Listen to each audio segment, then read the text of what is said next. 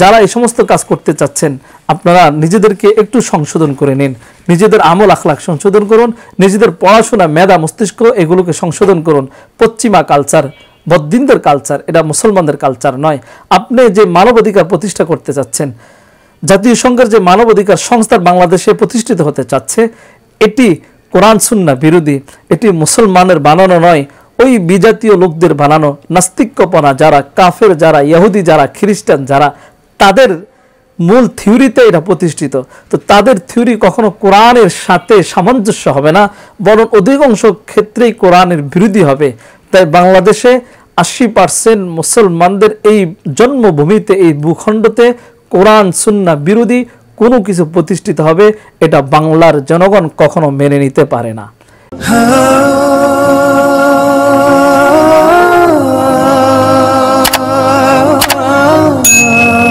نحمده ونصلي على رسوله الكريم أما بعد قال الله تعالى وما يبتغي غير الإسلام دينا فلن يقبل منه وقال تعالى إن الدين عند الله الإسلام صدق الله العظيم। محترم উপস্থিত হয়েছে অত্যন্ত পরাক্রান্ত হৃদয়ে আমরা মুসলিম সমাজ। বাংলাদেশ 88 বা 90% মুসলিম জাতি বসবাস করে। শান্তি শৃঙ্খলা, মানবতা, সম্প্রীতি, ঐক্য সবকিছু আমাদের ইসলামের ভিত্তিতে হয়ে থাকে। মুসলমান মানব জাতি সবকিছুকে আল্লাহ সৃষ্টি করেছেন শ্রেষ্ঠত্বের মর্যাদা দিয়ে। এখানে বলেন আলাকাদ কারামনা বানি আদম, আল্লাহ বলেছেন আমি মানুষকে সম্মানিত করে সৃষ্টি করেছি। আমরা বাংলাদেশে যে সমস্ত মুসলমান বসবাস করি, আলহামদুলিল্লাহ বলতে পারি আমাদের ভিতরে সম্প্রীতি, ঐক্য সবকিছু ঠিক আছে। আমরা হয়তো ভাই ভাই মানামানে হারাহারি কাটতে পারি, কিন্তু ইসলামের ক্ষেত্রে সবাই এক। কিন্তু দুঃখের আফসোসের বিষয় হলো যে মানবাধিকার সংস্থা নামে জাতিসংঘের একটি সংস্থা বাংলাদেশে প্রতিষ্ঠিত হতে যাচ্ছে, যা বর্তমান অন্তর্বর্তীকালীন সরকার অনুমোদন দিতে চাচ্ছে। এই অনুমোদন সম্পূর্ণ ইসলাম বিরোধী, মানবতা বিরোধী, বাংলাদেশের মুসলমানের যে আবেগ, যে ভালোবাসা, এগুলোর বিরোধী, বাংলাদেশের চাহিদার বিরোধী, মুসলমানের চাহিদার বিরোধী। এই মানবাধিকার প্রতিষ্ঠান মানব জাতির সাথে বা মুসলমানদের সাথে, বাংলাদেশের মুসলমানদের সাথে সাংঘর্ষিক কেন? এ করলে আমাদের সমস্যা কোথায়? এই বিষয়টা একটু জানা দরকার। মানবাধিকার শব্দটি ইতিবাচক মনে হলো জাতিসংঘ মানবাধিকার কমিশন এবং বাংলাদেশের মানবাধিকার ধারণার মধ্যে কিছু গুরুত্বপূর্ণ পার্থক্য রয়েছে, যা নিশ্চিতভাবে দেশের সংঘাত তৈরির উপাদান যোগান দিতে পারে। বিশেষত নারী অধিকার, এলজিবিটি অধিকার, ধর্মীয় স্বাধীনতা এবং মৌলিক স্বাধীনতার বিষয়ে ধর্মীয় অনুভূতিতে আঘাত আনতে পারে। এই সমস্ত কারণেই মূলত আমরা জাতীয় সংঘের এই সমস্ত বিষয়ের সাথে বিরোধ করছি।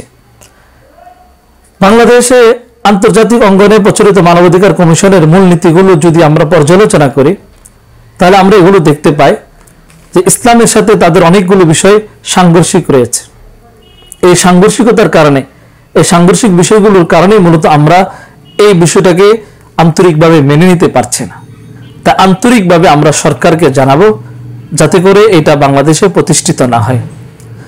তাদের সাথে আমাদের বিরোধ কোন জায়গায়? 1 নম্বর বিষয় হলো ধর্মনিরপেক্ষতা, সেকুলারিজম। কমিশনের দাবি, মানবাধিকার কমিশনের দাবি হলো রাষ্ট্র কোনো ধর্ম মেনে চলবে না, ধর্ম থাকবে ব্যক্তিগত বিষয়ে।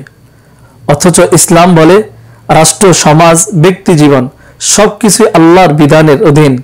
ধর্মকে শুধু ব্যক্তি জীবনে ইবাদতের মধ্যে সীমাবদ্ধ করা, এটা ইসলাম নিষেধ করেছে। আল্লাহ সুবহানাহু ওয়া তাআলা বলেন আফা হুকমাল জাহিলিয়াতি ইয়াবগুন ওয়া মান আহসানু মিনাল্লাহি হুকমান লিকাওমিন ইউকিনুন। তারা কি জাহিলিয়াতের আইন কামনা করে?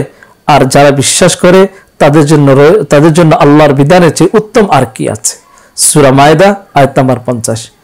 রাসূলুল্লাহ সাল্লাল্লাহু আলাইহি ওয়াসাল্লাম মদিনায় পূর্ণ ইসলামী শাসন ব্যবস্থা কায়েম করেন, যেখানে ধর্ম ও রাষ্ট্র আলাদা ছিল না। ধর্ম রাষ্ট্রের মধ্যে পরিচালিত ছিল, রাষ্ট্র পরিচালনা হয়েছে ধর্ম অনুযায়ী।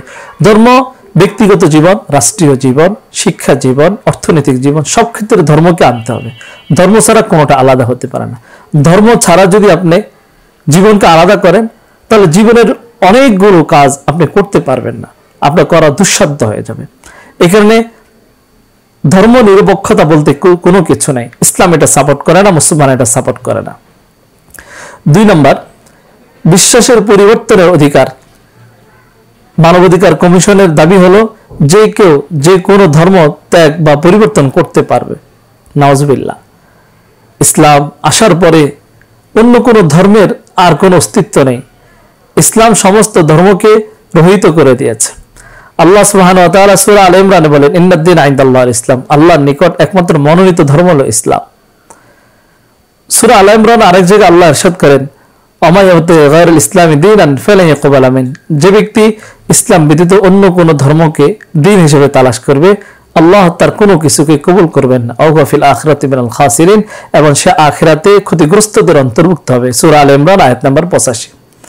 রাসূলুল্লাহ সাল্লাল্লাহু আলাইহি ওয়াসাল্লাম ইরশাদ করেন, মান বাদদালা দীনান ফাকতুলুহু, বুখারী শরীফের হাদিসে রাসূল বলেন, যে ব্যক্তি ধর্ম ত্যাগ করবে তাকে যেখানে পাও সেখানে হত্যা করো।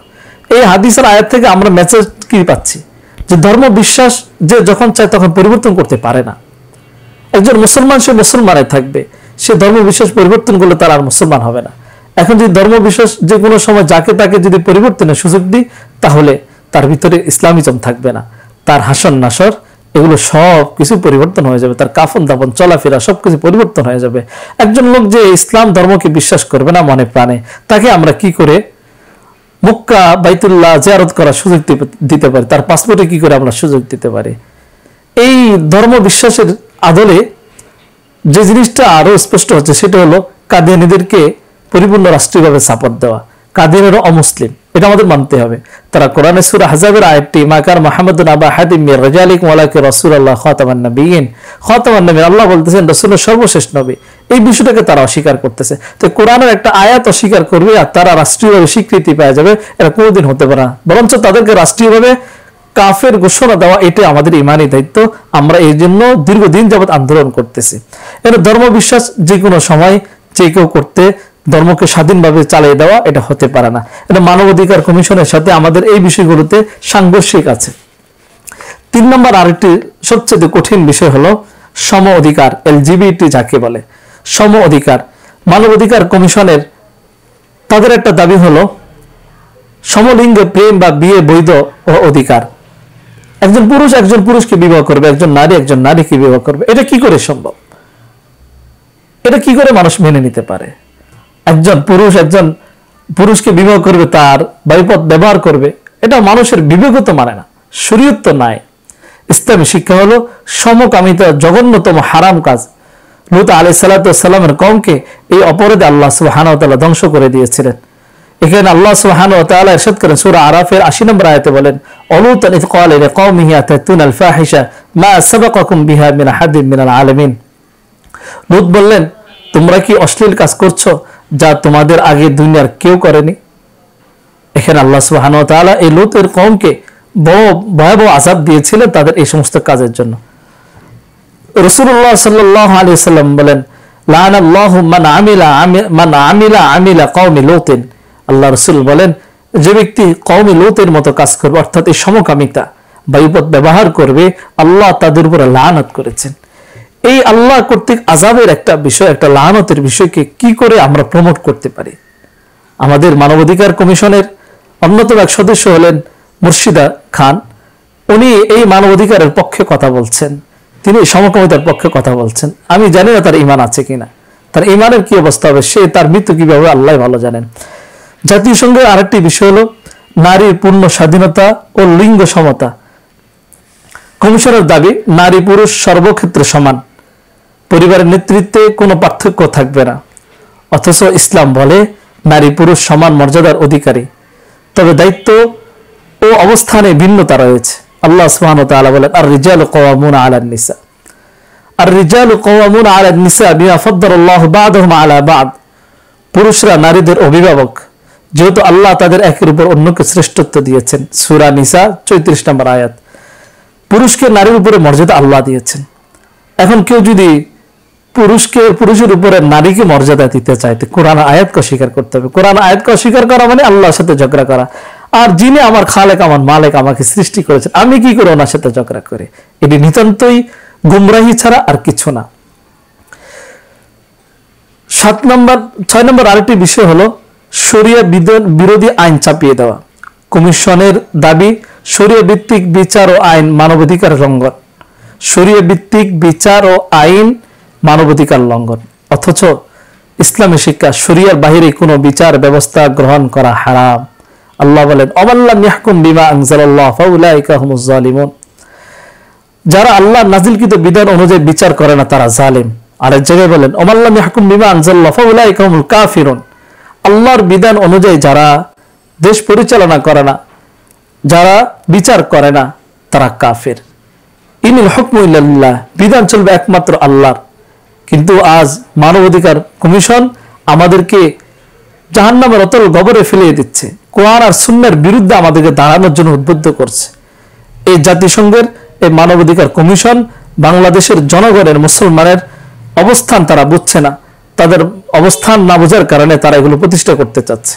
আমাদের দাবি, আজকের এই ভিডিও থেকে আমার মেসেজ এতটুকু যে যারা এই সমস্ত কাজ করতে চাচ্ছেন আপনারা নিজেদেরকে একটু সংশোধন করে নিন, নিজেদের আমল আখলাক সংশোধন করুন, নিজেদের পড়াশোনা মেধা মস্তিষ্ক এগুলোকে সংশোধন করুন। পশ্চিমা কালচার, বদ্দিনদের কালচার, এটা মুসলমানদের কালচার নয়। আপনি যে মানবাধিকার প্রতিষ্ঠা করতে চাচ্ছেন, জাতীয় সংঘের যে মানবাধিকার সংস্থা বাংলাদেশে প্রতিষ্ঠিত হতে চাচ্ছে, এটি কোরআন সুন্নাহ বিরোধী, এটি মুসলমানের বানানো নয়, ওই বিজাতীয় লোকদের বানানো। নাস্তিক্যপনা যারা, কাফের যারা, ইহুদি যারা, খ্রিস্টান যারা, তাদের মূল থিওরিতে এটা প্রতিষ্ঠিত। তো তাদের থিওরি কখনো কোরআনের সাথে সামঞ্জস্য হবে না, বরং অধিকাংশ ক্ষেত্রেই কোরআনের বিরোধী হবে। তাই বাংলাদেশে 80% মুসলমানদের এই জন্মভূমিতে, এই ভূখণ্ডতে কোরআন সুন্নাহ বিরোধী কোনো কিছু প্রতিষ্ঠিত হবে, এটা বাংলার জনগণ কখনো মেনে নিতে পারে না। এখানে সবিনয় অনুরোধ, আপনারা যদি সিদ্ধান্ত নিয়ে থাকেন এই সিদ্ধান্তটাকে আপনারা উদ্ধ করেন। আল্লাহ আমাদেরকে বুঝার তৌফিক দান করুন।